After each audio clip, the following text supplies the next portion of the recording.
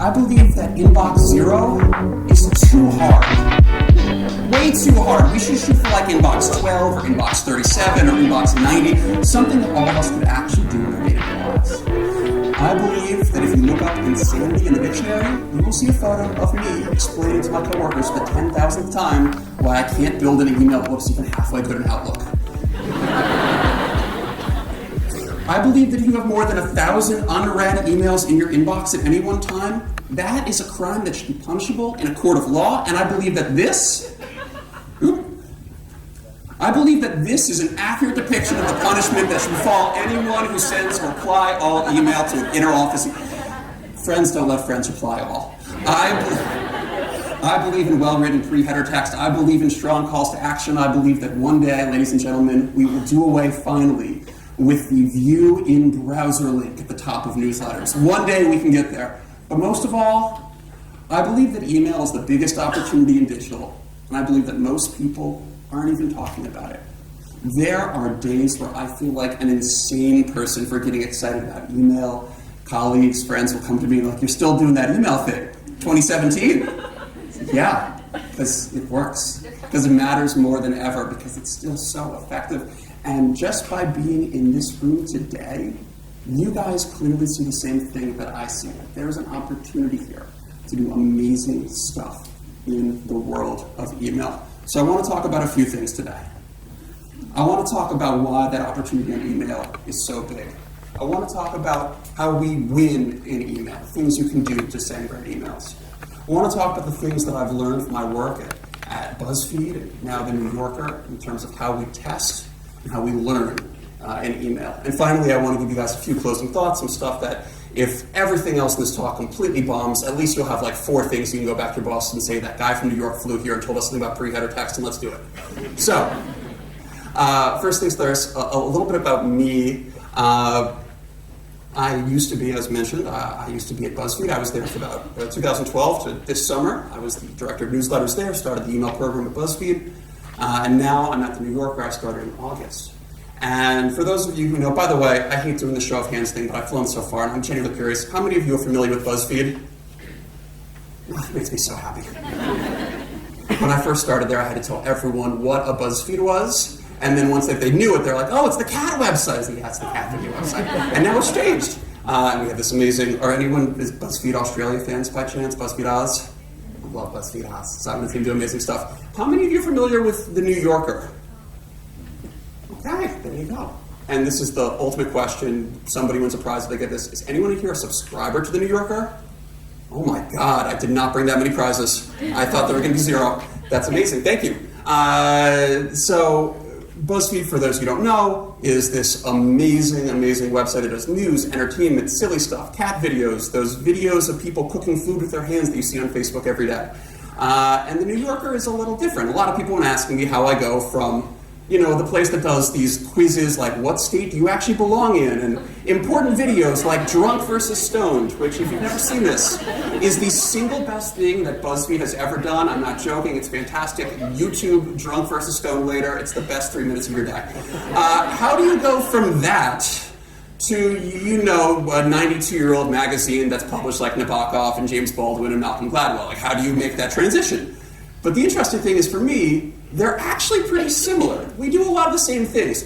BuzzFeed does news, and I do want to say right now, news basically today in America just means writing about whatever Donald Trump does.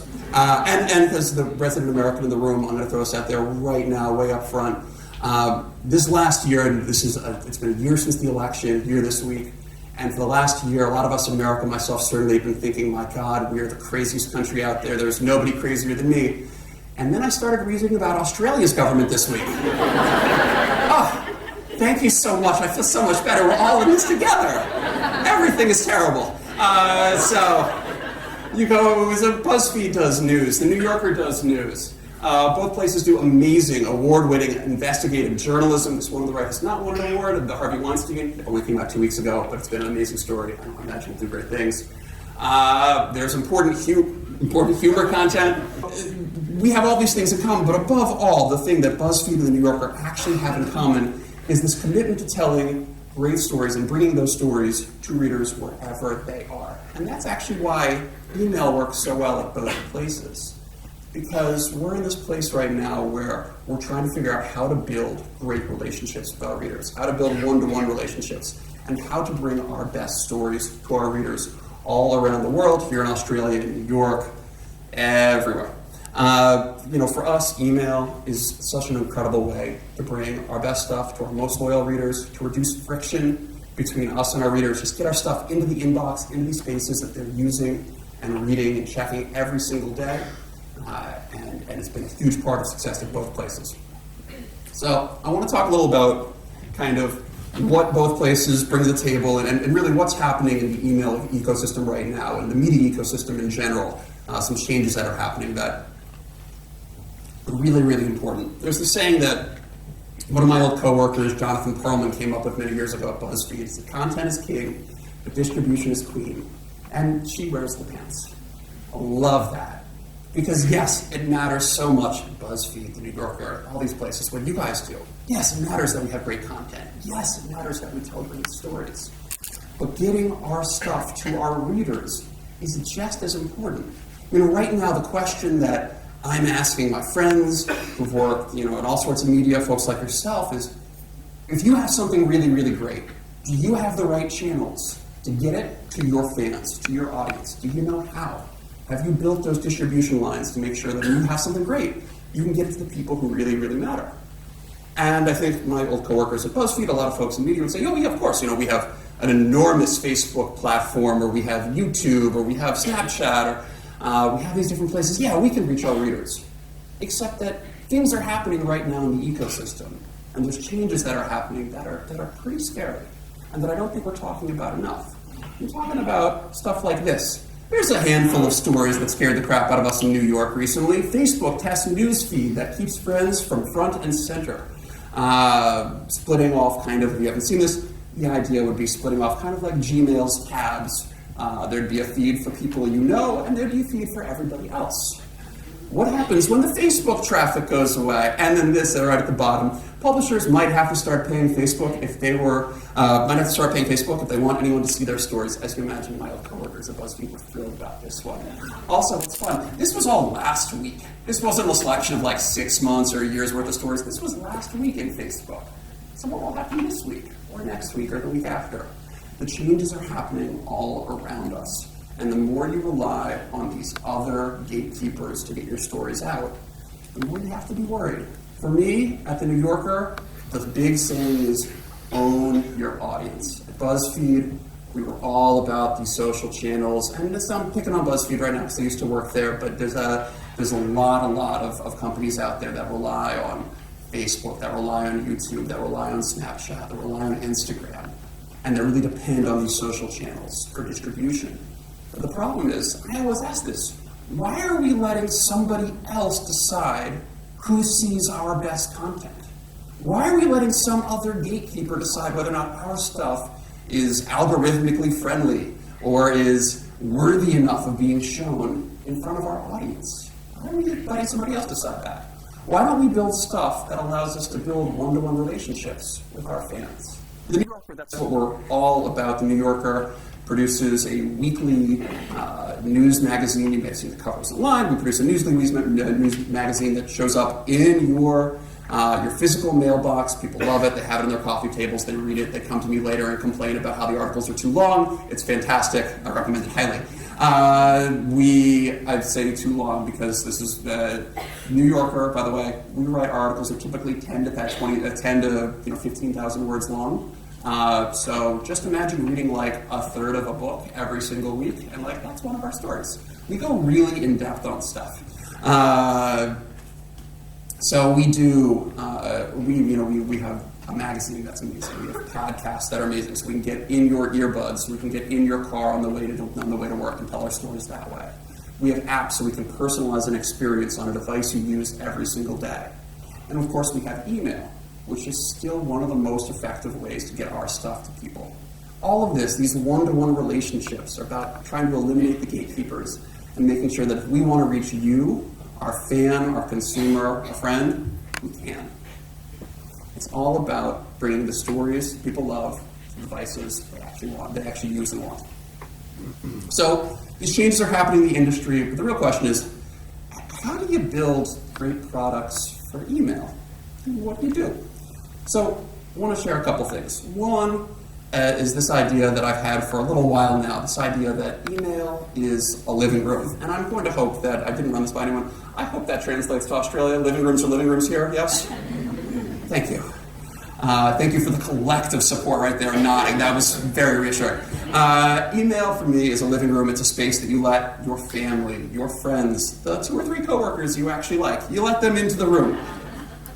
And email, on top of all that, if you're really lucky, you can develop a great relationship with somebody. You can develop a personal relationship. They'll let you in there as well. My thinking, this is all shaped by these folks. This is not a photo from Anchorman. This is a real photo of real people. This was the newsroom in 10-spot television, CBS station in San Antonio, Texas. And I got to work with these. That's Chris, that's Fred, that's Deborah. I worked with them, it was a couple of years after this photo was taken, obviously. These folks in the 1980s were responsible for the most watched TV newscast in all of America. In the 1980s, 60% of TVs were watching these people with the Ron Burgundy haircuts. And it was fascinating because I got to go work there. It was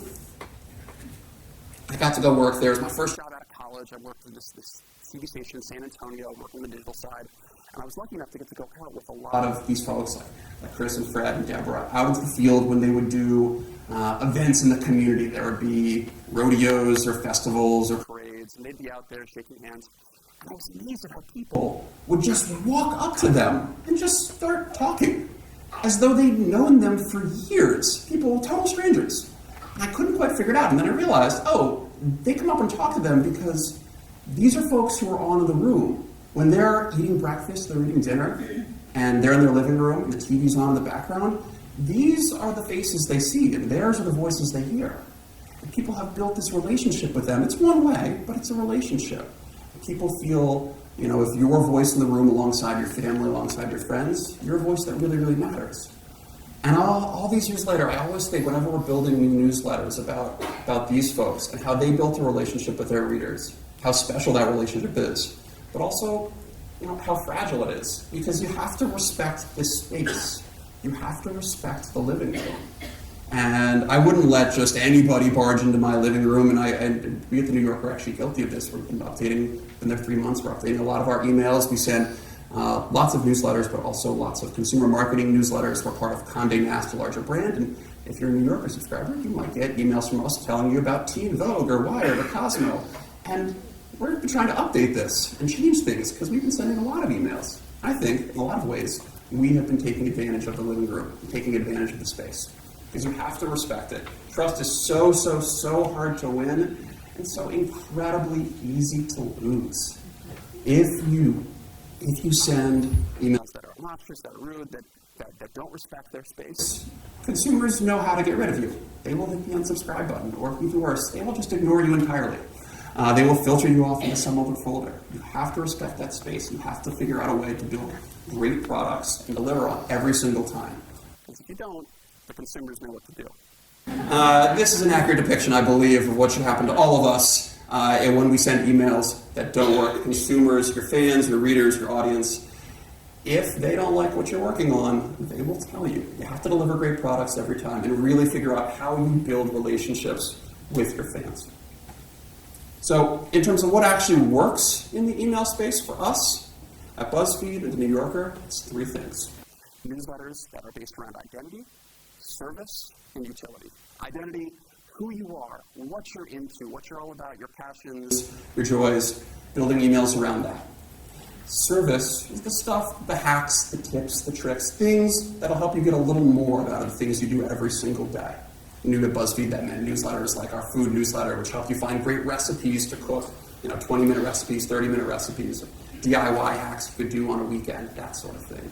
And then utility, which is newsletters, stuff that you need in order to walk out the door every single morning. You need to know about the world or need to know for your life so you can go on and live your life. For us, if a newsletter is going to be great, it has to have at least one of these things. If it has 2, It's going to be a dynamite newsletter. If it has 0, we don't launch it at all. So let me talk about testing for a second. What I learned at BuzzFeed, how to run a test kind of this BuzzFeedy way. Some of you have probably heard these Silicon Valley slogans about fail fast and fail often, all this testing stuff, and it's all crap, and I'm going to tell you how we actually did it. So every BuzzFeed test really had 3 parts. This is a gross simplification, but 3 parts. One is that every test starts with a big question, a real question about the work that we wanted to do, the things we wanted to learn, what we were curious about. So let me give you an example of something we ran a couple years ago. We had this great newsletter. It was the BuzzFeed Books newsletter. We just launched it. We were super excited about it. And we didn't have a huge audience for it yet. So we started asking ourselves, okay, realistically, how are we going to promote this thing? How are we going to tell our fans, signal to them that we have this amazing product that they should be all about? They should get in their inboxes. We thought it was pretty good. And so we thought it deserved a bigger audience. We started asking, well, big picture, how the hell do we grow newsletters here at BuzzFeed? Because BuzzFeed had not, before I started, had not done newsletters, was not really big in terms of the worlds of internal marketing, that sort of things. How do we grow things? And could we be pretty direct in promoting our products? So we started out with this idea that we might be able to. We started out with a post like this. This was in 2014. Somebody on my team, Ray, did this amazing post called 9 Kinds of Readers Will Find Something to Love in the BuzzFeed Books newsletter. Pretty straightforward. If you're familiar with BuzzFeed, it looks like a BuzzFeed headline. Back in 2014, we were doing a lot of these identity content type of things. 17 things you only understand if you're from Brisbane, that sort of stuff. We thought, okay, we'll start with that. We'll test this out. We'll see how it works. We came up with these different identity stuff like the very busy reader, or my favorite was the know-it-all, in terms of identities for different types of readers. We throw it out there and see what works. And this one didn't really work. People signed up, but it didn't quite hit. But we thought there was something there, so we kept testing. We tried a different post. 19 signs you should curl up with the BuzzFeed Books newsletter. Similar type of thing. You recognize the list format from BuzzFeed. Here it is. Let's see what happens. And what happens is not a lot of people signed up. Well, we couldn't quite figure it out. We thought the post was pretty good. It looked like a BuzzFeed post. So what are we doing wrong here? So this brings me to thing number 2, which is it's okay to be wrong when you start testing out ideas. We were frequently wrong. Jonah Peretti, the BuzzFeed founder, liked to say that 85% of his ideas were bad ideas. I think my number is higher than that. It's okay to be wrong. It's okay when you go through the process of testing something, and it takes a while to get there. I mean, what I tell my team now at The New Yorker, just to be very upfront, I always say, it's okay if we suck at something for a long time. It doesn't really matter if we're not good at it right now. Let's keep working at it. Let's keep trying different angles until we figure out something that actually does work. The fail fast and fail often thing, they're just saying it's okay if you suck. And start there and see whether you can get better. So we had this idea, and I'll show you this. So the headline was, signs you should curl up with the BuzzFeed Books newsletter. We thought, all right, let's modify this. Let's do something totally different. What if we made posts that don't look at all like BuzzFeed posts? We threw that on BuzzFeed. Would people respond to that? So we took that basic frame, curl up with the BuzzFeed Books newsletter, and we turned it into this. Curl up with the BuzzFeed Books newsletter. Very straightforward, exclamation point, not a BuzzFeed post, no GIFs, no cat videos, nothing. Just this. We shortened up the who it's for from that first post into 1 sentence. The second post we abbreviated into 3 sentences in the middle. This worked pretty well. Okay, so we started going a little bit further. Clearly there was something here. Let's try to make posts. Let's try to make posts that look a little different and see what we can do there. And before we get to this last thing, I want to say the last step of the BuzzFeed process is not just about going in and asking big questions and being willing to be wrong, which we frequently were, but it's also about telling a story with your data. Some of my old boss, Dow Lin, who's now a publisher at BuzzFeed, loved to say is you have to tell the story with the data. The data isn't enough. Just coming into the room and saying the open rate was 35%, here you go, is not enough. What are your readers, what are your fans, what is your audience actually trying to tell you? The data just gives you a fraction of what you really need to know. And you have to put together this larger narrative. It's kind of the CSI thing that you have to do to put together the pieces to figure out what are they actually saying. And when we got into the data, we worked with our data teams, we had these conversations, we got anecdotal feedback from our readers.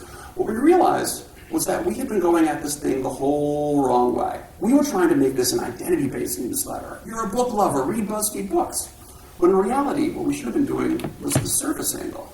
What people actually wanted from BuzzFeed, it turns out, from BuzzFeed books, was book recommendations. After all these tests and a bunch of different posts, we finally realized it. The final post was just a huge departure from the first thing we'd done a couple months earlier. Find your next great book with the BuzzFeed Books newsletter. This thing, I remember the day we put it up, and I got a text from Ray who put it up. This thing went up at 4, and about midnight that night, he was like, "It's working. They're signed. The people are coming. We found our people." It was really exciting. We finally, months and months and months of testing, we finally hit it and realized the right angle. But it took a long time. It took a lot of testing. It took a lot of work to get to the place that we actually were able to figure out what people wanted. As a result of this post and the subsequent post we did, we ended up taking this newsletter from basically 0 in a period of about 18, 19 months to 200,000 readers, which was really, really fun. We ended up doing more because people wanted book recommendations. Well, let's give them a book recommendation in every single newsletter. So there's always one in there for them to find.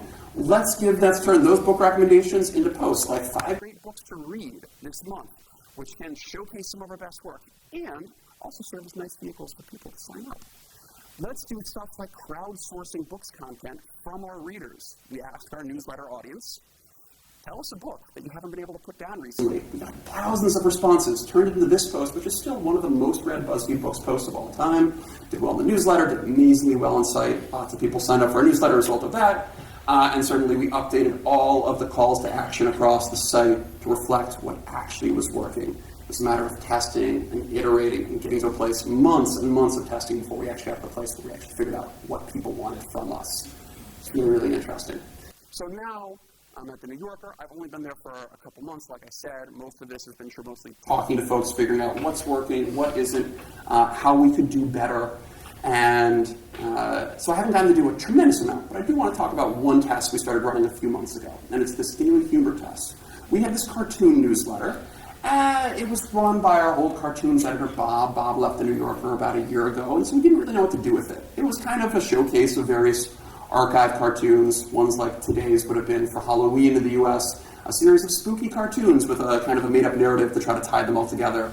Didn't work very well. The open rates were okay. Didn't drive any traffic, but it was a big audience. We thought there might be something there. So we started asking questions. What can we do? Are we delivering the right product to people? Is there an audience of people who might want something a little broader or bigger or more regularly than this?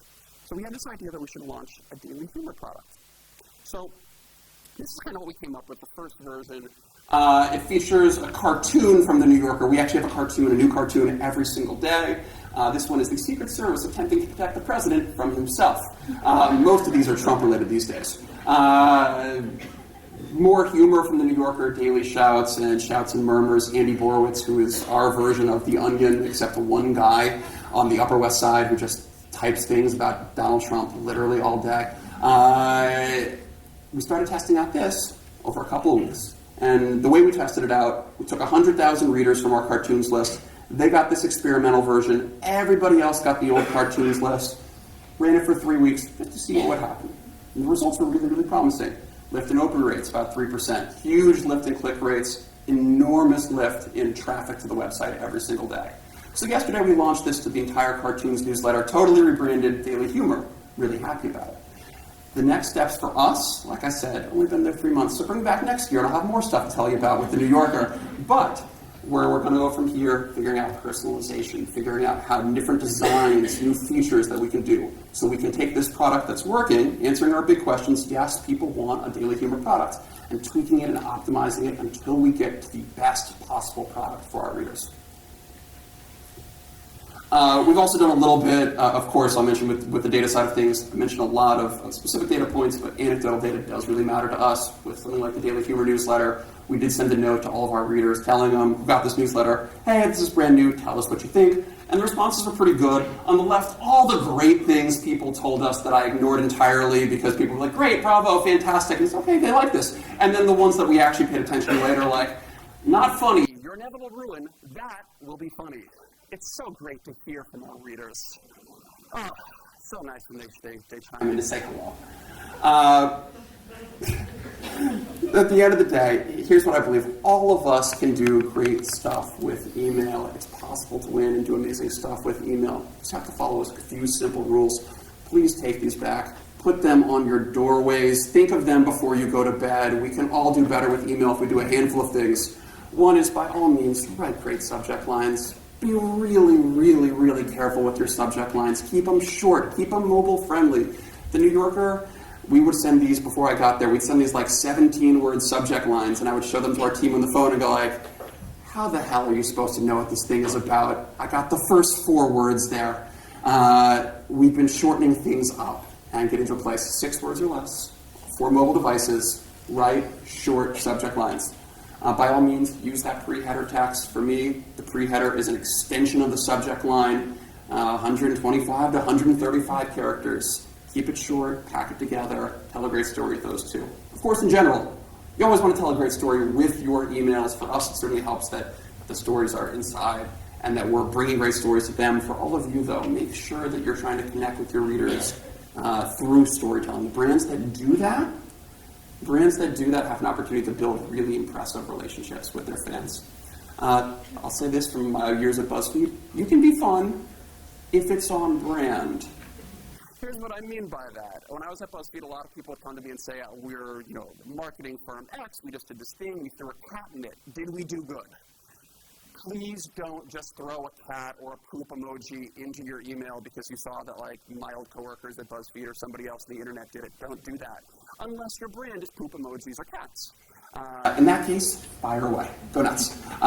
You can be fun if it's on brand, but fun isn't for everybody. At BuzzFeed, we got to do lots of dumb things because we were BuzzFeed. We launched a newsletter called This Week in Cats, which is exactly what you think it is. We launched a newsletter called Do Today, where we sent you a photo of a shirtless man every single day. We could do it because it was BuzzFeed. Not for everybody. Please don't launch shirtless Hemsworth newsletters after this. Don't do that. That's not for everybody. 2 last things, and then I will open up to you guys for questions. Do create amazing habits and routines. For us, that means when we figure out when to send a newsletter, our newsletters now go out at the same time, on the same days. Expect the daily newsletter at 12:30 in the afternoon East Coast time. Expect Daily Humor at 5:30. Expect our weekly magazine newsletter at 7:30 on Mondays. So that way we can create the habit. Readers know when to look for the products they love. I like to say with the New Yorkers, to our magazine team, who actually produces this physical magazine, if we sent our magazine at random times to folks, it would drive people crazy. They didn't know whether or not they should go to the mailbox on Tuesday or Thursday or 4 Fridays from now to find the thing. People would go insane. So why would we do that with email? Create routine, create consistency with your site.